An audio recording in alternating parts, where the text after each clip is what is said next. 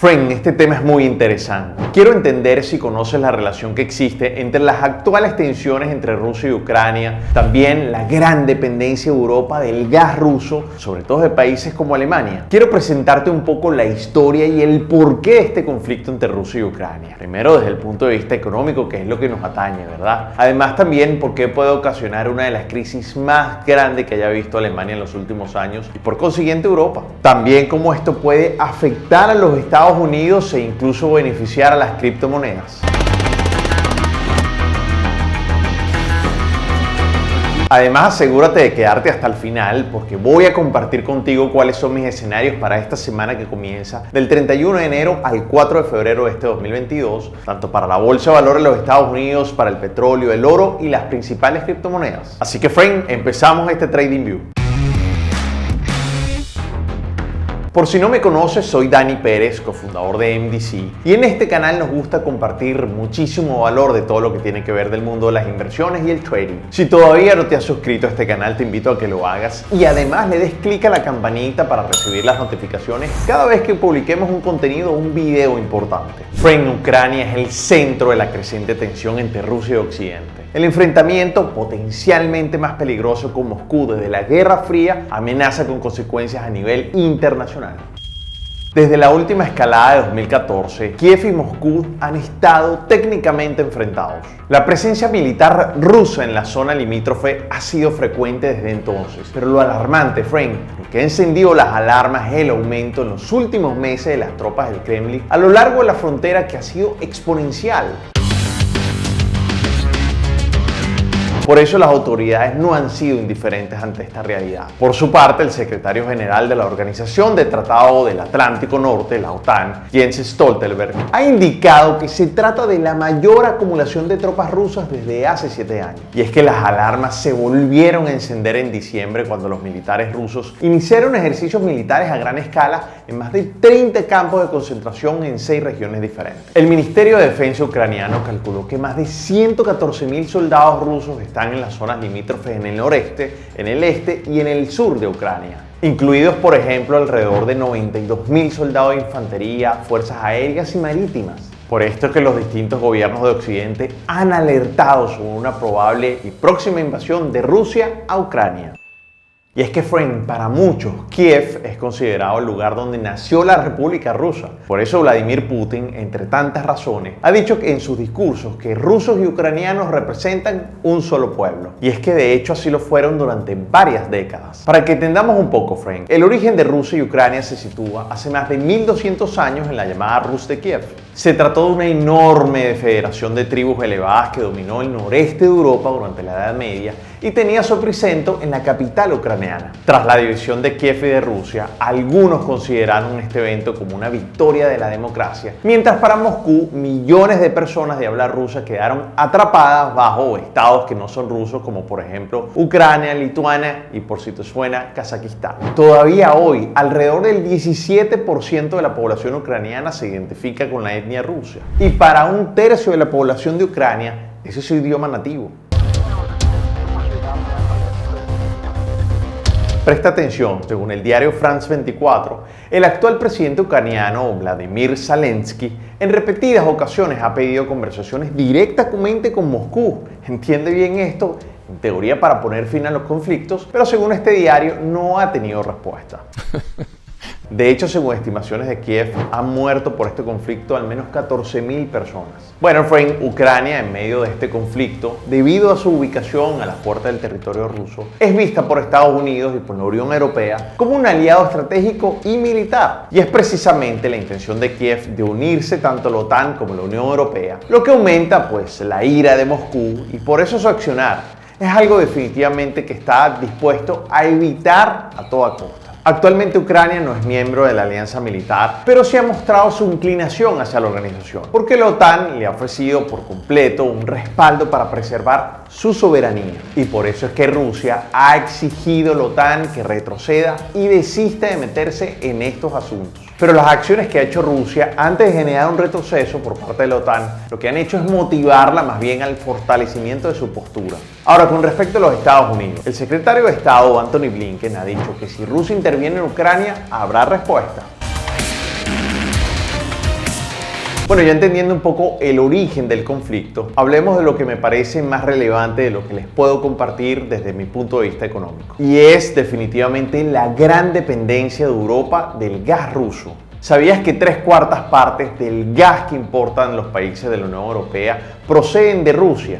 Así lo indica la Oficina de Europa de Estadística con base en los datos de 2019. Así que medio se asome la posibilidad de una guerra en la frontera entre Ucrania con Rusia amenaza la estabilidad energética de toda Europa. Si Rusia intenta invadir a Ucrania, es previsible que se corte el suministro de gas a Ucrania y por consiguiente Ucrania no le puede vender a Europa. Entonces hay que ver quién aguanta más, y ellos sin venderle a Europa o la presión de las industrias y las opiniones públicas de no tener gas. Claro, no todos los países de Europa se ven afectados de la misma manera, obviamente, con este cierre. Pero una de las más dependientes del gas ruso es nada más y nada menos que Alemania, quien importa más de la mitad del gas que consume desde Rusia. Imagínate eso. Alemania es la cuarta economía del mundo y la número 1 de Europa, con sus 80 millones de habitantes, y es el principal cliente de Gazprom.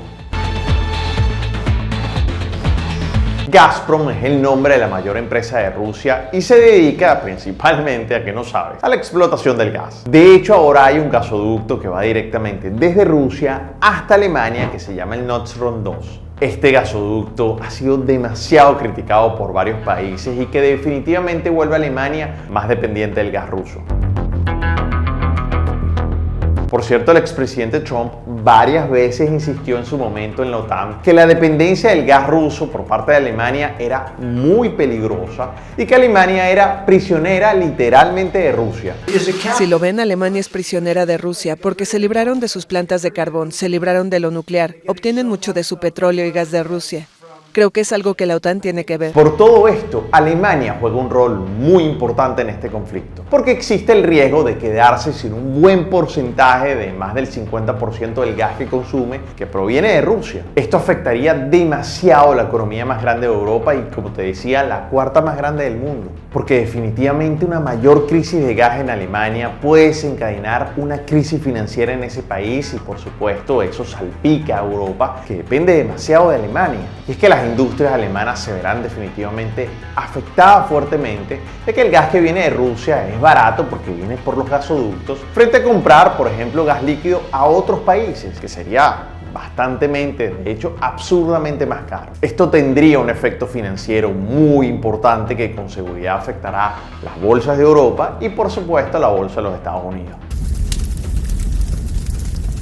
Con esto en mente se puede entender la siempre tendente posición alemana con respecto a Rusia, que consiste en querer dialogar con Putin, aun cuando desde hace semanas se amenazan fuerzas militares rusas a las puertas de Ucrania y el escenario de una invasión ha dejado de ser una mera especulación. Ahora, parece que no solo las bolsas de Occidente se pueden ver afectadas. Por ejemplo, la bolsa de valores y la moneda rusa esta semana también se han movido bastante y han sido golpeadas fuertemente por el conflicto. La moneda rusa continúa depreciando y ha caído alrededor de un 5% este año, se acerca a su cambio mínimo histórico, mientras que las acciones de sus principales empresas también siguen cayendo. Estos riesgos políticos han hecho también que las acciones existentes sobre Rusia y el riesgo a que se impongan muchas más por parte de las potencias occidentales ha desalentado tal vez a la inversión extranjera en ese país, que por cierto Rusia ha estado explorando fuertemente en los últimos tiempos las criptomonedas para evitar en parte estas sanciones, lo cual en teoría le debería beneficiar a esta industria. Friend, es que tanto los activos rusos como los ucranianos sufrirán más consecuencias para los mercados si hay una posible acción militar. Friend, y es que no hay que ignorar que los bonos en dólares de ambos países han tenido un rendimiento inferior al de sus pares en los últimos meses. Y es lógico que suceda, pues los inversores recortaron su exposición por la escalada entre Washington y sus aliados y Moscú.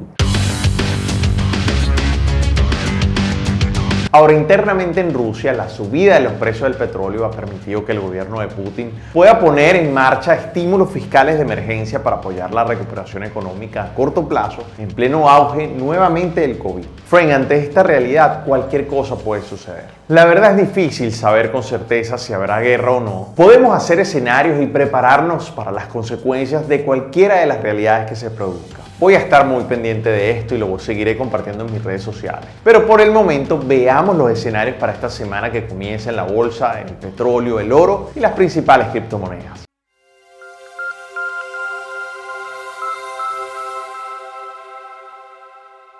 Bueno, esto fue una semana excesivamente emocional, como lo había dicho tanto el día martes como el día jueves en mi canal de YouTube, donde me consigues como Dani Pérez Trader.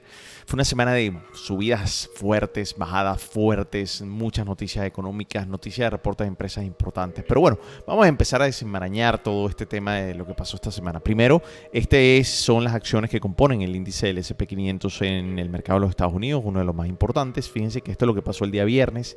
Fíjense cómo Apple sube casi un 7%, y esto es interesante. Miren todo lo que digamos de alguna forma siento que es importante. Primero, que Apple anunció ingresos trimestrales récord, ¿okay? Un crecimiento de las ganancias del 25%, superando obviamente las estimaciones de los analistas. Todo esto, obviamente, recuérdate que Apple en este momento es la empresa más grande de Wall Street. Es la realidad. Pero para mí, leyendo entre líneas, decían que una de las razones era que había mejorado la cadena de suministro. Entonces, sí, la empresa más grande de Wall Street dice que está mejorando la cadena de suministro. Eso es una noticia tremendamente para el mercado. Por eso es que hay un positivismo enorme y empieza a subir el mercado de manera importante el día viernes, recuperando la caída que se venía dando en una zona de soporte. Pero entonces, si vemos el performance ahora o el rendimiento de la semana, nos damos cuenta que Tesla cae un 10%. Igual Microsoft y Apple siguen estando bastante por encima, pero ya la cosa pinta diferente. ¿Por qué? Porque el mercado estuvo, insisto, en un vaivén entre subida y bajada. También Visa y Master subieron muy fuerte, muy fuerte. El día viernes Mastercard subió un 9%, Visa subió un 10%, y es que publicaron también el día jueves y obviamente los resultados de ventas fueron brutalmente buenos. Entonces, claro, eso hizo que subieran también de manera importante. Así que todo eso impulsó a que el mercado tuviera un gran cierre de semana. Si lo vemos en el futuro mini del S&P 500, nos damos cuenta que 3 días prácticamente seguido el mercado estuvo en el alza. Se está recuperando. Vamos a ver si logra pasar la línea 200. Si logra pasar la línea 200, pudiéramos tener una recuperación importante, ¿ok? Y esto simplemente haber sido un retroceso para mayor continuación. Vamos a ver si lo logra hacer. El día lunes, martes va a ser clave. Miren cómo el volumen el día viernes y jueves superó el 2.100.000. Vamos a ver qué pasa si vemos una gráfica un poco más detallada. Miren esta semana, miren qué increíble. Sube con fuerza, baja con fuerza, sube con fuerza, baja con fuerza, sube con fuerza, baja con fuerza, sube con fuerza, con zonas de soporte y resistencia claramente importantes. Así que vamos a ver, este subidón es el que le digo de los resultados de Apple. Es decir, Apple fue esta semana hacia arriba como Netflix lo fue hacia abajo la semana pasada. Así que bueno, eso es importante. Por cierto, Netflix esta semana también tuvo una movida importante hacia arriba. Así que interesante. Vamos a ver si el mercado logra llegar a los 4.444. Si eso es así y logra pasar esa camada importante de vendedores, podríamos llegar a los precios, anótenlo allí, 4.471, 4.513 y 4.570. Con lo cual, digamos, de alguna forma, eso haría que los mercados pasaran esta pesadilla. Ahora, si el mercado no logra pasar ese precio que les decía de 4.424 o esta línea 200, pues simplemente esto podría ser un retroceso para mayor continuación bajista. Por eso digo, el principio de la semana que viene va a ser importante, porque es que las noticias económicas de esta semana fue todo lo que tiene que ver con Jerome Powell y todo lo que tiene que ver con el FOMC, cuando sacudieron realmente al mercado, porque decían que la Reserva Federal tiene bastante espacio para seguir subiendo las tasas antes de impactar negativamente el empleo. Y yo les decía en ese momento que el mercado tiene que caer muchísimo más para que la Reserva Federal diga no voy a tomar digamos ninguna de las medidas que probablemente vayan a pasar, que es la subida de las tasas, por ejemplo, a partir de marzo. Así que eso es importante. Sin embargo, no fijó un calendario y eso creo que le abre un poco la puerta, digamos, también a que pudiera haber algún ajuste, y eso no es algo definitivo. Sin embargo, la agresividad de la Reserva Federal sigue estando bastante pendiente. Este es el NQ, el futuro del Nasdaq, y fíjense cómo también recupera de manera importante. Si lo vemos en un mercado más detallado, fíjense cómo también ha sido una oscilación impresionante. Esta es un poco la noticia de la semana con respecto al tema de la Reserva Federal que les acabo de decir. Pero bueno, pasemos un poquito al VIX, que es el índice que mide la volatilidad y para mí es algo muy importante. Muchos lo llaman el índice del miedo. Fíjense cómo los últimos días ha caído de manera importante, y eso también tiene que ver porque las acciones al final han terminado subiendo estos últimos 3 días. Pero miren el rendimiento del bono a 10 años del gobierno de los Estados Unidos. Fíjense cómo estos días también cae. Al parecer llegó a una resistencia, hacia un mínimo más bajo y empieza a caer. Eso también le ha sumado a las acciones a que terminen subiendo durante la semana. Recuérdense que hemos tenido prácticamente una correlación negativa entre los rendimientos de los bonos a 10 años y las acciones, así que todavía se sigue cumpliendo. Así que bueno, esto es bastante importante. En el caso del oro, fíjense cómo después de haber tenido un desempeño tremendamente bueno después de que las acciones empezaron a bajar, bueno, las acciones empezaron a subir y el oro empieza a bajar de manera importante, pero no sobrepasa el soporte, y esto es clave. Esto es clave. Vamos a ver si, digamos, de alguna forma tiene una recuperación a partir de los primeros días de la semana que viene, pero si no pasa los 1777, digamos que de alguna forma seguimos teniendo una expectativa de que puede recuperar de manera importante. En el caso del petróleo, fíjense que el mercado casi llega a la meta que les dije de los 91.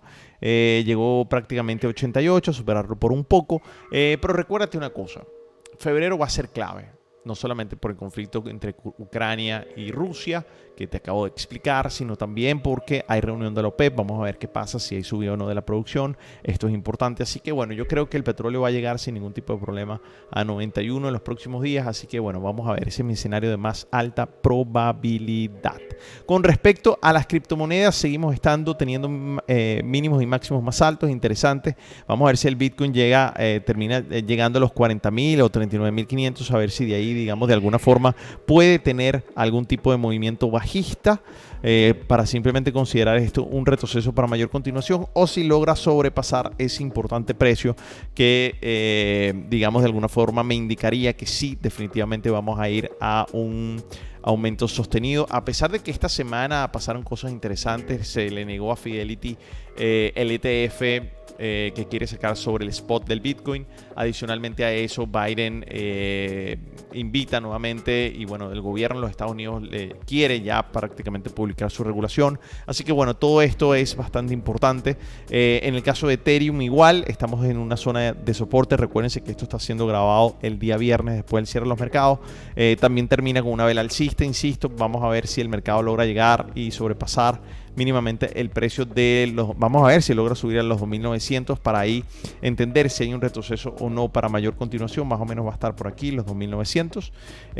Si es así, pudiera continuar bajista, y si no, y si logramos pasar los 2.900, pues ahí es donde empezamos a pensar que pudiera empezar una corrida alcista interesante. El caso de Cardano también está justamente en la zona de soporte, haciendo mínimos más altos, importantes, pero sigue haciendo una expansión. Así que, como les he venido diciendo anteriormente, en el caso de Cardano no me gusta ese movimiento, pero bueno, por lo menos está respetando el soporte y empieza a hacer mínimos más altos. Ahora, con respecto a las empresas que empiezan a dar resultados o a emitir resultados esta semana. Recuerden, tenemos una semana cargadísima de noticias. El lunes, la empresa yo creo que más importante desde el punto de vista mediático es Alibaba. El martes vamos a tener a Google, vamos a tener, bueno, Alphabet en este caso, Alphabet Google, vamos a tener a Exxon, vamos a tener Starbucks, vamos a tener a General Motors, vamos a tener a PayPal, importante. Vamos a ver si es capaz de replicar un poco el comportamiento de Visa y Mastercard.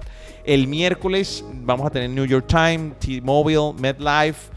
El jueves, otro día, el más importante de la semana. Los 2 días importantes con respecto a entrega de resultados van a ser el martes y el jueves. El jueves tenemos a Amazon, tenemos a Unity, tenemos a Snap, antiguo Snapchat, tenemos a Ford, tenemos a Activision, la que fue comprada por Microsoft, también va a ser el jueves. Y el viernes no tenemos ningún resultado así importante. Así que interesante todo esto.